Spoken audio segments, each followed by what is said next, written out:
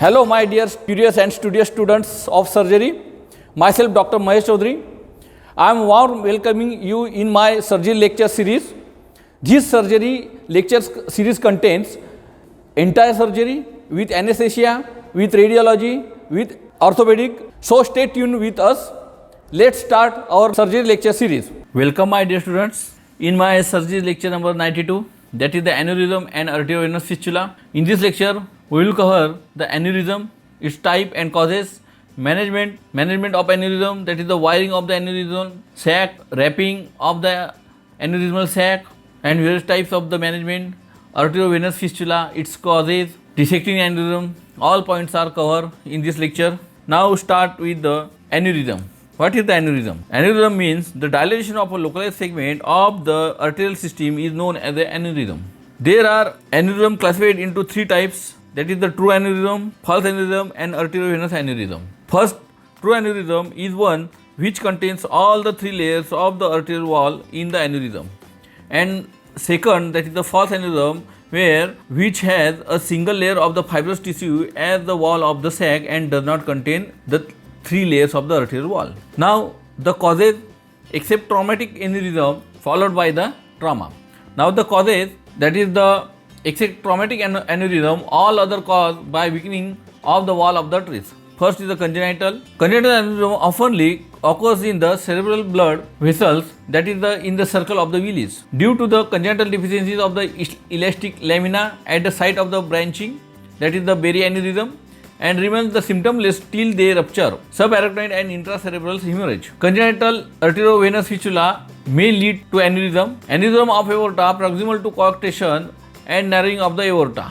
Dear students, here is the image on your screen showing the true aneurysm. There is a neck of the aneurysm, sac and dome of the aneurysm is clearly seen. And the second image showing the types of the aneurysm. There are various types showing, that is the healthy vessels first, saccular types of the aneurysm, four-form aneurysm, dissecting aneurysm and false aneurysm is there. All these are in one image are showing. Now the second type of the aneurysm is the acquired. Acquired varieties can be broadly classified into three groups, that is the traumatic, degenerative and infective. First, traumatic aneurysm. Majority of the traumatic aneurysms are false aneurysm and are fusiform in shape. That is due to the direct trauma such as the penetrating wound, irradiation. Arteriovenous aneurysm may develop from the trauma. And second is the degenerative. That is this group is by far the most common group due to the atherosclerosis with associated degenerative changes in the elastic muscles of the fibers, that is the tunica media. And second cause is a peculiar type of congenital abdominal aortic aneurysm is seen in the relatively young patients.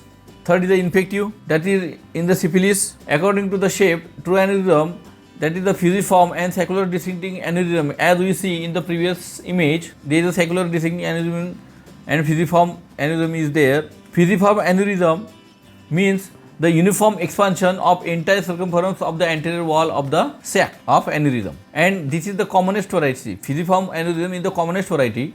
Then second is the saccular aneurysm, usually traumatic, trauma to arterial wall, pulsating hematoma, and there is definitely a sac. Saccular aneurysm is also called.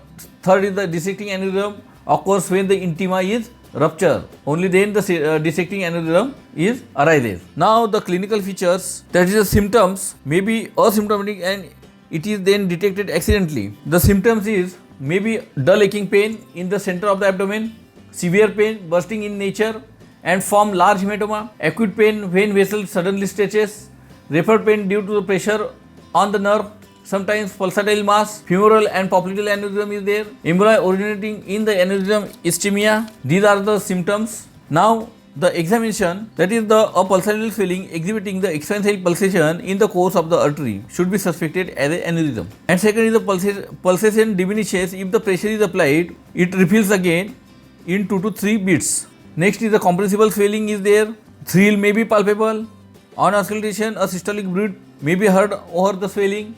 Now the pressure effect of the aneurysm. Aneurysm exerts the pressure on the adjacent structures. The effects of the aneurysm, the main menace of aneurysm is rupture, which causes enormous bleeding and ultimately death of the patient if the condition is not suspected earlier. Now the effects of the aneurysm Effects of pressure on the neighboring structure. First, pressure of veins. This leads to edema of the distal limb. Second is the pressure on the nerves. This leads to altered sensation, that is the pain, numbness, tingling and paresthesia, paralysis. Third is the pressure on the bones. This leads to erosion of the bones. Such erosion is seen in vertebrae by aortic aneurysm. And fourth is the pressure on the adjacent organs. Pressure of an aortic aneurysm on the esophagus may cause dysphagia. And fifth is the pressure on the skin. This stretches the overlying skin and the skin becomes red and edematous, showing features of the inflammation. Now the differential diagnosis with the abscess and it aspirate first. Next effect is the thrombosis. Due to the formation of the laminated thrombus within an aneurysm, the arterial flow to the distal segment is diminished and ischemia to distal segment.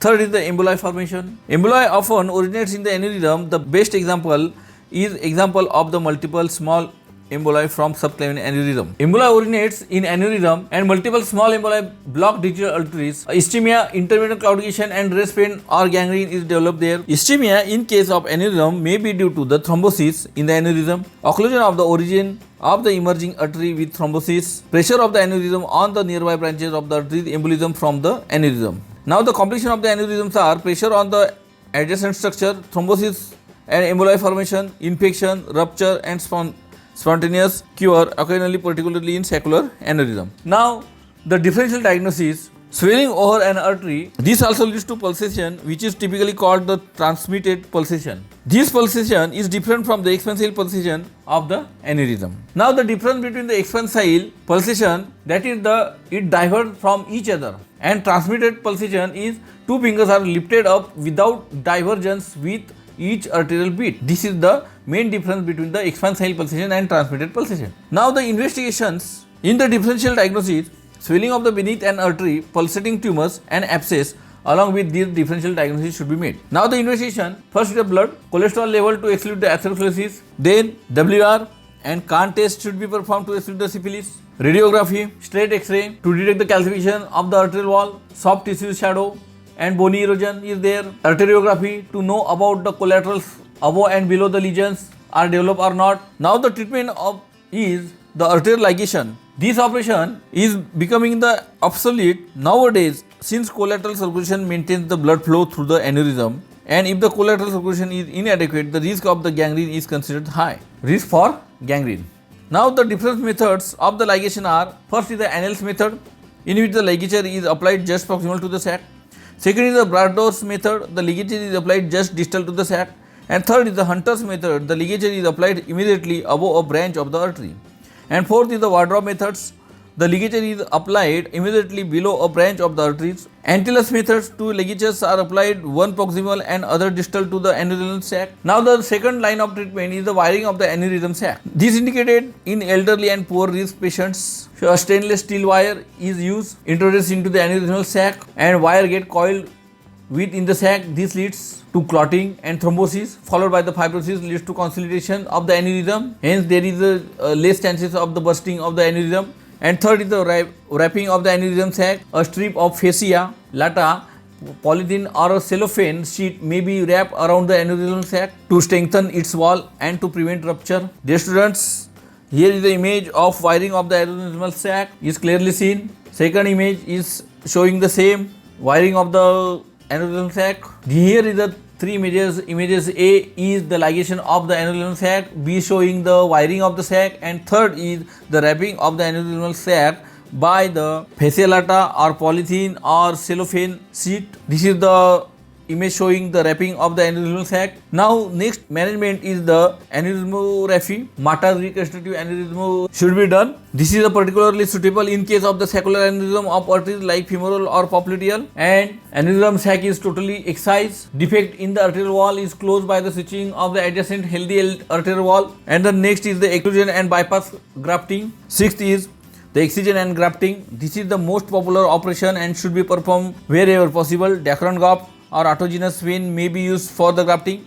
7 is the excision and end-to-end suturing. This is only possible in case of the peripheral aneurysm, where after excision of the aneurysm, to cut ends can be effected by mobilization for end-to-end anastomosis. Now the next point is the arteriovenous aneurysm. Communication between an artery and adjacent veins lead to arteriovenous aneurysm or arteriovenous fistula. Now the causes are congenital, acquired and iatrogenic. Congenital are, it is a direct shunt between an artery and a vein.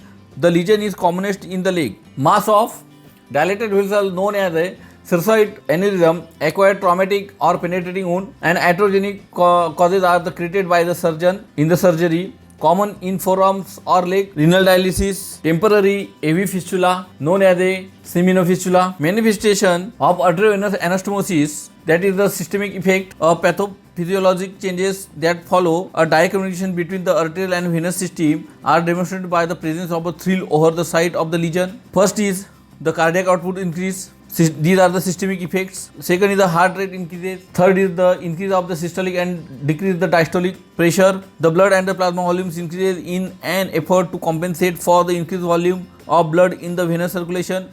Due to the high cardiac output, the heart increases in size and ultimately cardiac hypertrophy results. Large fistulas may ultimately lead to congestive cardiac failure with pulmonary edema.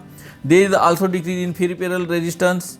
It has been found out that digital preparation are usually ineffective. Dear students, here is the image showing the arteriovenous fistula. Vein expands due to the increased blood pressure. Mixed AV blood is there, arteriovenous blood is there, and the next systemic effect are the central venous pressure, that is CVP, is often increased. Arteriovenous fistulas may be associated with the development of the bacterial endocarditis. This also requires surgical closure. Now the local effects of the AV fistula is the aneurysmal dilatation is usually present at the site of the fistula.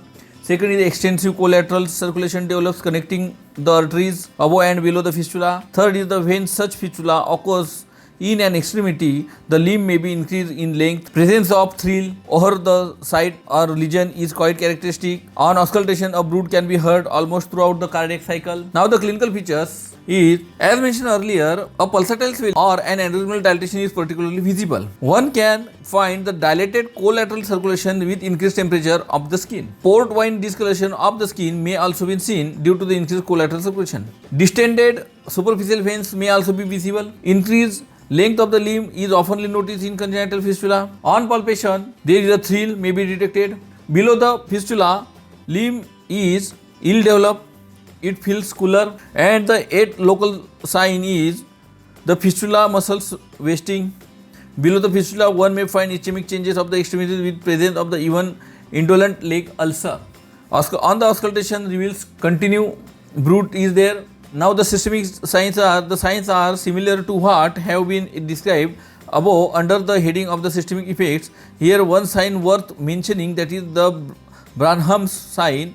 If a finger is pressed on the artery proximal to the fistula, there will be slowing of pulse rate and rise in the diastolic pressure. This is the Branham's sign. Now the investigations is the arteriography, confirm the diagnosis as the venous filling occurs with speed, and second is ultrasound. The lesion and the enlarged veins can be aptly demonstrated on the ultrasonography. Now the treatment is for the congenital lesions are not progressive, so excision is only advised for serious deformity and recurrent hemorrhage, and in the acquired lesion are usually progressive and operations are always required. First is the reconstruction operation of choice in such condition, and vessels are separated, intervening sac is excised, detected vessels wall repair, Dacron graft ligated above the aneurysm, AV fistula, and below the graft is intervening part. Now the quadruple ligation, when reconstruction operation is not possible, ligation of the involved artery and vein both above and below the lesion may be performed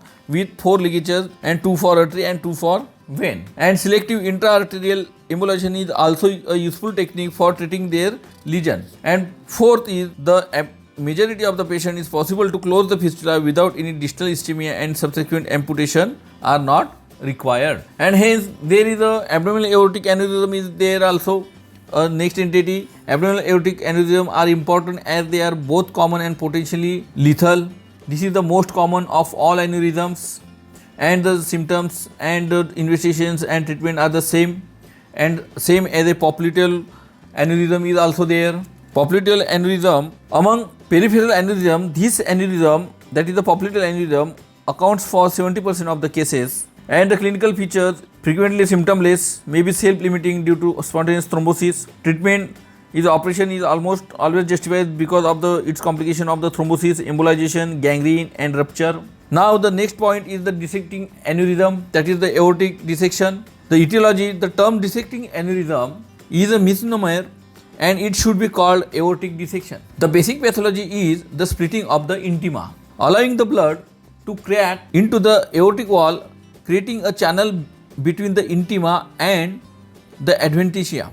This is one of the most common acute problems involving the thoracic aorta. This cracking of the blood into the aortic wall causes distension of the aorta, for which it is called an aneurysm. But this aneurysm develops months and years later, and such aneurysm is not present during acute dissection. Now the cause, weakening of intima, which causes this condition. This disease condition is not due to the atherosclerosis. Intima effects affect the terminal part of the abdominal aorta. Media affects thoracic aorta. Greater frequency of dissection in patients with coarctation or congenitally bicuspid aortic wall. Dear students, here is a picture which concept clear your concepts regarding the dissecting aneurysm. There is a dissecting aneurysm develops in the wall of the aorta, creating a channel between the intima and the adventitia is clearly seen. Intimal layer, that is the false lumen, is there. The layers of the aorta is the tunica adventitia, tunica media and tunica intima is there, is clearly seen. And in this second image, the same types of the dissecting aneurysm, saccular type, fusiform type and false aneurysm is clearly seen. Below diagram is a dissecting aneurysm. Now the pathology, usually the tear of the intima and media is transverse, one in the aorta involving about 1/2 of its circumference. Located in majority of the cases 70% in ascending aorta, 10% in aortic arch and 20% in upper descending thoracic aorta.